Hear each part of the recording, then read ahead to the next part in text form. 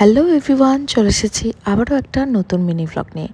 তো ডে 2তে দার্জিলিংয়ে সকালবেলা আমি আমাদের রুম থেকে এসে দেখছি মা এখানে বসে চা খেতে খেতে মানে বাইরের প্রাকৃতিক দৃশ্য দেখছে। তো অনেকটাই সকাল ছিল, অ্যাকচুয়ালি আমাদের সকাল সকাল বেরোতে হবে, কারণ কেন, যেহেতু অনেকগুলো জায়গা একসাথেই আমরা ঘুরবো, তো সেই কারণে গাড়ি যেহেতু ঠিক করে নিয়েছি, গাড়ি ঠিক টাইমেই কিন্তু চলে আসবে। ওনারা কিন্তু একদম পাংচুয়াল, টাইম টু টাইম, মানে টাইম যা বলেছি সেই টাইপে কিন্তু চলে আসবে। আর দেখো কতটা সুন্দর লাগছে, মানে মনে হচ্ছে এখানেই দাঁড়িয়ে, মানে এদিকেই তাকিয়েই দাঁড়িয়ে থাকি, মনে হচ্ছে না যে কোথাও যাই, মানে ইচ্ছেই করছিল না, কিন্তু কি আর করব, ঘুরতে গেছি তাই বেরোতে তো হবেই, সমস্ত জায়গা এক্সপ্লোর করতে হবে। তো সেই কারণেই একদম রেডি হয়ে গেছি। আর আমার এই ড্রেসটা কেমন লাগছে অবশ্যই কিন্তু কমেন্ট করে জানিও। তো মোটামুটি সবাই উঠে পড়েছে, আর আমি আর মা একটু লেট করে ফেলেছি সাজুগুজু করতে করতে। তো যাই হোক, চলো আগে ফার্স্টেই কিন্তু ব্রেকফাস্টটা সেরে নেবো, কারণ মা যেহেতু বাইরে কোথাও কিছু খাবে না, তো সেই কারণেই আমরা হোটেল থেকে ব্রেকফাস্টটা করে তারপরে বেরোবো।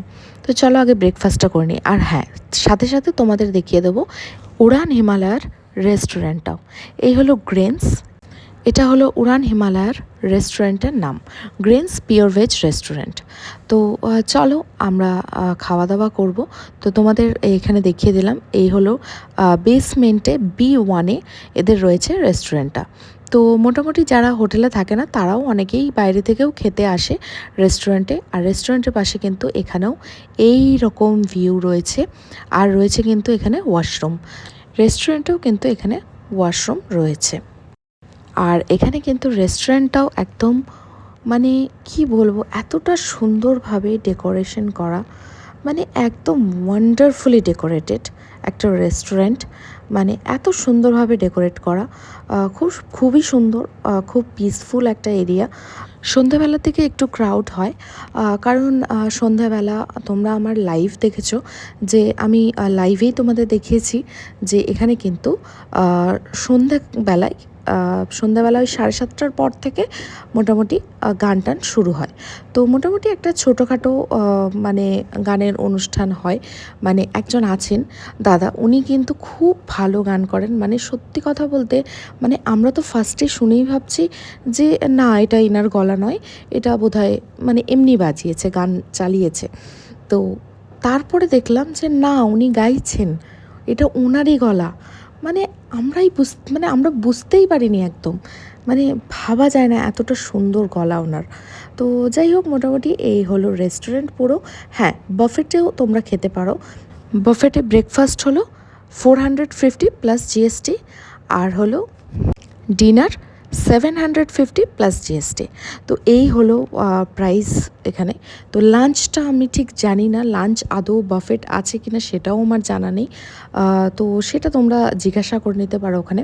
তো লাঞ্চ অ্যাকচুয়ালি কেউ খায় না, কারণ সবাই তো ঘুরতেই আসে, তো লাঞ্চে বেরিয়েই যায়, লাঞ্চ টাইমে তো ঘুরতে বেরিয়ে যায়। তো সেই কারণে আমার মনে হয় না লাঞ্চটা সেরমভাবে কিছু এখানে ম্যাটার করে। তো ডিনারটা ম্যাটার করে। হ্যাঁ, ডিনারে অ্যাকচুয়ালি রাত্রেবেলা দার্জিলিংয়ে ঘোরার সেরকম কিছু নেই, তো সেই কারণে যেহেতু হোটেলেই বসে থাকা সেই কারণে। আর হ্যাঁ, এখানে কিন্তু একটা এই হলো হট ওয়াটার। তো ওয়ার্ম ওয়াটারটা ওনারা দিয়ে যান, ওনারা প্রোভাইড করেন ওয়ার্ম ওয়াটারটা।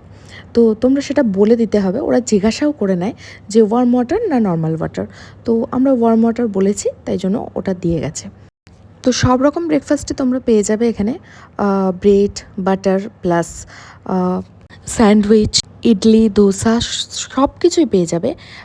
তো আমরা এখানে পুরি ভাজি অর্ডার করেছিলাম, পুরি ভাজি মানে পুরি সবজি যেটাকে বলি।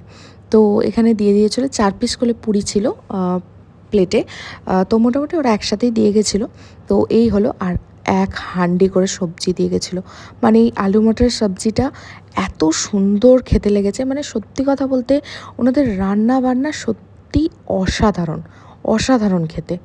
মানে আমি খুব একটা বাইরের খাবার আমার পছন্দ নয়, মানে আমার পছন্দসই রান্না না হলে আমি কিন্তু খাই না। মানে এটা আমার একটা বাজে রোগ, মানে এটা অনেকেই জানে, এটা আমাকে যারা চেনে জানে। আমি আবার নিজের রান্নাটা নিজেই করে নিই, যেহেতু আমার খাবারটা পছন্দ হয় না। তো সেই রকমই ব্যাপারটা, তো আমার পছন্দ হয়েছে, মানে এটা ভাবাই যায় না, সত্যিই ওনাদের রান্না অসাধারণ। আর রান্নার সাথে সাথে ব্যবহারও কিন্তু মানে সত্যিই মানে মানে বলার মতোই নয়, এতটা ভালো ব্যবহার।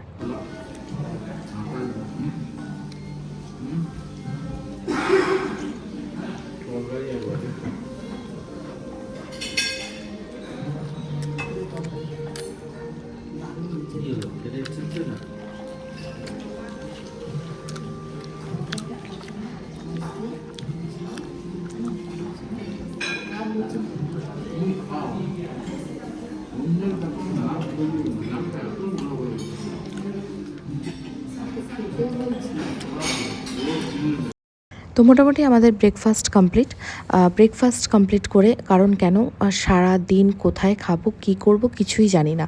বিশেষ করে মানে ফার্স্ট ডের এক্সপিরিয়েন্স আমাদের খুব একটা ভালো নয় বাইরের খাবার দাবার। তো সেই কারণে কি খাবো না খাবো কিছুই জানি না, আদৌ খেতে পারবো কি না বাইরের খাবার। তো সেই কারণে কিন্তু ব্রেকফাস্টটা একদম ভালোভাবে করে নিয়েছি আমরা। এবার গাড়ির লোকও চলে এসেছে, এবার আমাদের বেরোতে হবে। এবার ফার্স্টে আমরা কোথায় যাচ্ছি চলো তোমাদের সাথেও শেয়ার করে নেবো। অনেকগুলো জায়গা আজ ঘুরবো।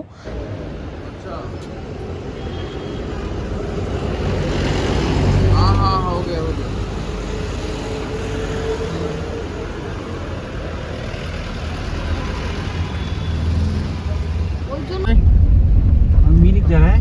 मिरिक मिरिक पहले। ना ना पहले वो आएगा लेप्चा जगत, हाँ उसके बाद सीमान आएगा। हाँ यहाँ पर जो जू है, जू तो इधर है।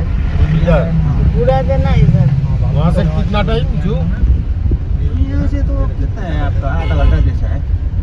मगर আর দেখো এখানের লোক কতটা পরিশ্রমী, মানে সবথেকে আমার এটা ভালো লাগলো যে এখানকার লোক কেউ হাত পেতে টাকা চায় না কারোর কাছ থেকে। মানে আমাদের ওখানে দেখেছি মানে যখনই বাজারে যাই বা যেখানেই যাই হাত পেতে টাকা চায়, এখানে কেউ কোনো সময় হাত পেতে আমি টাকা চাইতে দেখলাম না একজনকেও।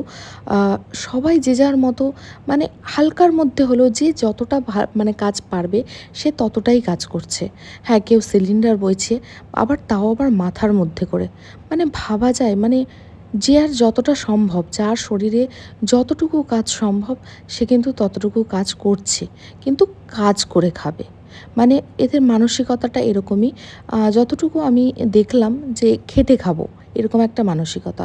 এবং ছোট ছোট বাচ্চাগুলো একা একা রাস্তা পারাপার হচ্ছে, একা একা যাচ্ছে, তাদের বাবা মারা এত আতুপুতুও করে না।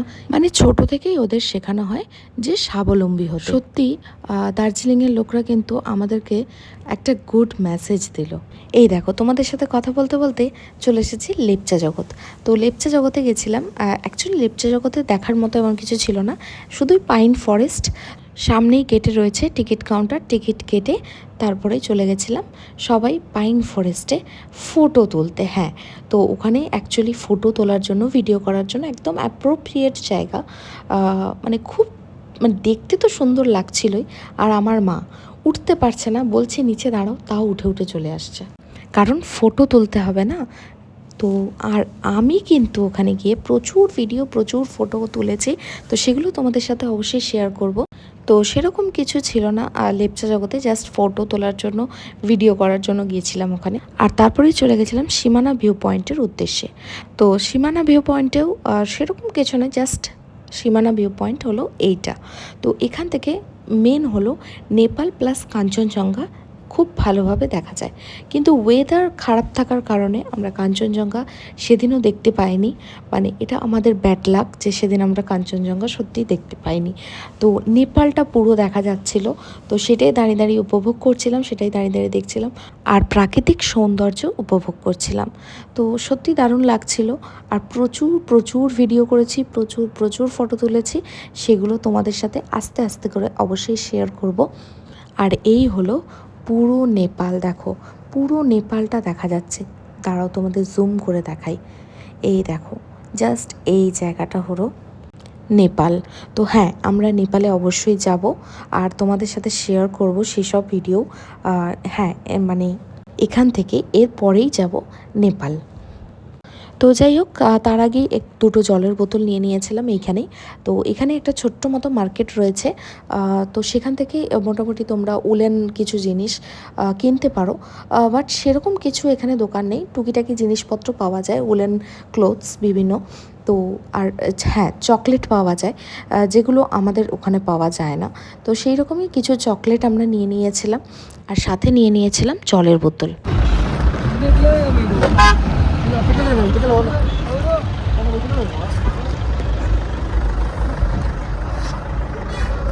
তো মোটামুটি এখান থেকে মানে সীমানা ভিউ পয়েন্ট থেকে বেরিয়ে গেছি। বেরিয়ে এবার যাব নেপাল। তবে নেপাল গিয়ে কী করছি, কী কী কিনবো, সবথেকে বড় কথা নেপালের থেকে প্রচুর জিনিস কেনার ইচ্ছে আছে।